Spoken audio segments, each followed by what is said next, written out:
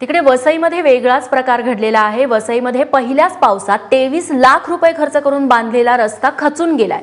वसई तालुक्यातील मेढा ग्रामपंचायतीच्या हद्दीत साखरपाडा घोडविंदेपाडा ते भोईरपाडा असा हा पूल महिन्याभरापूर्वीच बांधण्यात आलेला होता।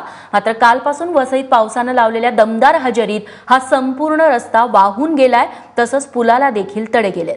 जर पावसाचा जोर असाच कायम राहिला तर संपूर्ण पूलही पावसात वाहून जाईल अशी भीती वर्तवण्यात येते। अवघ्या महिन्याभरातच पुलाची बिकट अवस्था झाल्याने मेढा ग्रामस्थांकडून संताप व्यक्त केला जातोय। दरम्यान या प्रकरणी खासदार बळीराम जाधव यांनी चौकशी करून दोषींवरती कारवाई करण्याची मागणी केली आहे। बातमी विद्यार्थ्यांसाठी महत्त्वाची आहे, कारण 11वी ऑनलाईन प्रवेश घेणाऱ्या विद्यार्थ्यांना दिलासा मिळणार आहे। आता 29 जूनच्या संध्याकाळी 5 वाजेपर्यंत प्रवेश अर्ज तुम्हाला भरता येणार आहेत। यापूर्वी 27 जून ही शेवटची मुदत होती ऑनलाईन अर्ज भरण्यासाठी। 11वी ऑनलाईन प्रवेश अर्जात मुंबईत तांत्रिक अडचणी आलेल्या होत्या, त्यामुळे अनेक विद्यार्थ्यांना प्रवेश प्रक्रियेवेळी त्रास झाला। मुंबईच्या विद्यार्थ्यांसाठी अर्ज भरण्याची मुदत शिक्षण विभागाकडून त्यामुळे वाढवण्यात आली आहे। 2 टप्प्यात ही ऍडमिशनची प्रक्रिया पार पडणार आहे। यानंतरची बातमी पुण्यातून आहे। गेल्या काही दिवसांपासून राजू शेट्टींना उघडपणे आव्हान देणाऱ्या सदाभाऊ खोत यांची स्वाभिमानी शेतकरी संघटनेतून हकालपट्टी होण्याची शक्यता आहे। आज दुपारी पुण्यात स्वाभिमानी शेतकरी संघटनेच्या कार्यकारिणीची बैठक होणार आहे। त्या बैठकीत सदाभाऊंना पक्षात ठेवायचं की नाही या संदर्भात ठोस निर्णय होणार असल्याची माहिती सूत्रांनी दिली आहे।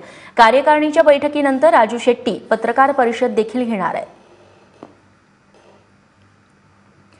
मुंबईतल्या भायखळा तुरुंगात महिला कैदी मंजुळा शेटे यांच्या मृत्यूप्रकरणी महिला आयोगाने आता गंभीर दखल घेतली आहे। याबाबत राज्य महिला आयोगाने सुमोटो तक्रार दाखल करून घेतली आहे। तसंच जेल अधीक्षकांना येत्या 29 तारखेला अहवाल घेऊन हजर राहण्यास देखील सांगण्यात आलंय। तसंच दुसरीकडे कारागृह प्रशासनाविरोधात याचिका दाखल करणाऱ्या इंद्राणी मुखर्जीला आज न्यायालयाने हजर राहण्याचे आदेश दिले। कल्याण आणि डोंबिवलीतल्या नागरिकांना आता पासपोर्ट काढण्यासाठी ठाणे किंवा मुंबईची वाट धरावी लागणार नाहीये, कारण लवकरच डोंबिवलीत पासपोर्ट काढता येणार आहे। डोंबिवलीच्या मुख्य पोस्ट ऑफिसमध्ये पासपोर्ट सेवा केंद्र सुरू करण्यात येणार आहे। याबाबतची माहिती परराष्ट्र मंत्री सुषमा स्वराज यांनी खासदार श्रीकांत शिंदे यांना पत्राद्वारे दिली आहे। तिकडे कल्याणमधल्या नेवाळीत आंदोलन करणाऱ्या आरोपींचा शोध घेण्यासाठी पोलीस चक्क ड्रोनचा वापर करणार आहेत।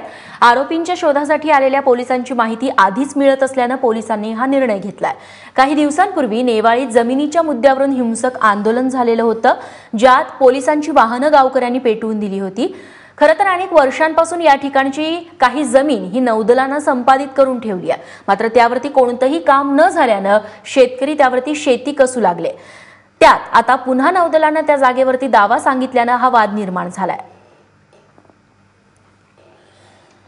सॅनिटरी नॅपकिन जीएसटीतून वगळा यासाठी सुरू असलेल्या महिलांच्या आंदोलनाला काही प्रमाणात यश आलंय। महिला बचत गटाच्या सॅनिटरी नॅपकिनवरती जीएसटी लागणार नाही असं राज्य सरकारकडून स्पष्ट करण्यात आलंय। अर्थमंत्री सुधीर मुनगंटीवार यांनी आझाद मैदानावरती जाऊन आंदोलक महिलांची काल भेट घेतली। त्यानंतर हे आंदोलन मागे घेतलं गेलंय। शाळा आणि रेशन दुकानांवर देखील सॅनिटरी नॅपकिन मिळणार असल्याचं आश्वासन यावेळी मुनगंटीवार यांच्याकडून देण्यात आलंय। यानंतरची बातमी पुण्यातून पीएमपीएमएलच्या विद्यार्थी वाहतूक सेवेच्या शुल्कवाढी विरोधात शिवसेनेनं आंदोलन केलं। ज्या विद्यार्थ्यांना शुल्कवाढीचा फटका बसणार आहे त्या विद्यार्थ्यांना घेऊन शिवसेनेनं महापालिकेच्या मुख्य सभेबाहेर धरणं आंदोलन केलं। पीएमपीएमएलचे अध्यक्ष तुकाराम मुंढे यांनी काही दिवसांपूर्वी ही वाढ केलेली आहे, ज्यामुळे शालेय पीएमपीएमएलचा बसचा दर आहे तो 65 रुपये प्रति किलोमीटरवरून थेट 141 रुपये प्रति किलोमीटरवरती गेलाय। मात्र मुंढेंनी हा निर्णय महापालिकेने विश्वासात न घेता घेतल्याचा आरोप शिवसेनेनं केलाय। पुण्यात पुढच्या बातमीकडे 1993 साली मुंबईत झालेल्या साखळी बॉम्बस्फोटातील दोषी मुस्तफा डोसा याला रात्री छातीत दुखू लागल्याने जे रुग्णालयात नेण्यात आलं। मात्र वैद्यकीय तपासण्या आणि उपचारानंतर त्याला पुन्हा आर्थर रोड जेलमध्ये आणण्यात आलंय। दरम्यान मुस्तफा डोसा आणि फिरोज खानला फाशीची शिक्षा दिली जावी अशी मागणी सीबीआयने केली आहे। मुस्तफा डोसाची 93च्या बॉम्बस्फोटात याकूब मेमनपेक्षाही मोठी भूमिका होती, त्यामुळे दोन्ही आरोपींना याकूब मेमन प्रमाणेच फाशीची शिक्षा दिली जावी अशी मागणी टाडा न्यायालयाला केली गेली आहे। बेस्टला तोट्यातून बाहेर काढण्यासाठी डझनांवर बैठका झाल्या तरी अजूनही या बैठकांमधून काहीही मार्ग निघालेला दिसत नाहीये। आजही महापौरांच्या अध्यक्षतेखाली बेस्ट अध्यक्षांची बैठक पार पडली। यात बेस्ट अध्यक्षांनी बीएमसीकडे 2000 कोटी रुपयांचं अनुदान देण्याची मागणी केली आहे। बेस्टच्या आर्थिक परिस्थितीवरती कायमस्वरूपी तोडगा काढला जाणार असून 15 दिवसात पुन्हा बैठक घेऊन अंतिम निर्णय घेऊ असं महापौर विश्वनाथ महाडेश्वर यांनी सांगितलं।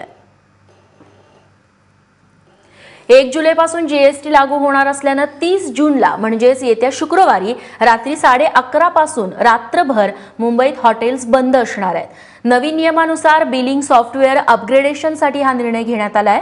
1 जून पासून अपग्रेड झालेले सॉफ्टवेअर जीएसटीच्या नवीन कर प्रणालीनुसार जेवणाच्या एकूण बिलावरती कर लावला जाणार आहे।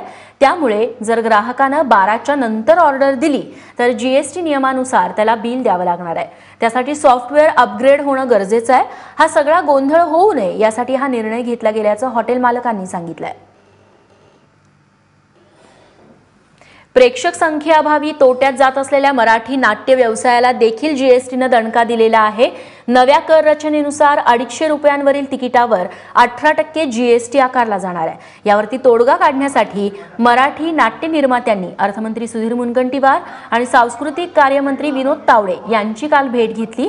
यावेळी 250 रुपयांची मर्यादा वाढवून ती 500 रुपये आकारण्यात यावी अशी मागणी निर्मात्यांनी केली आहे। यावरती सरकारकडून सर्व ते प्रयत्न केले जातील असं आश्वासन मंत्र्यांकडून मिळालं।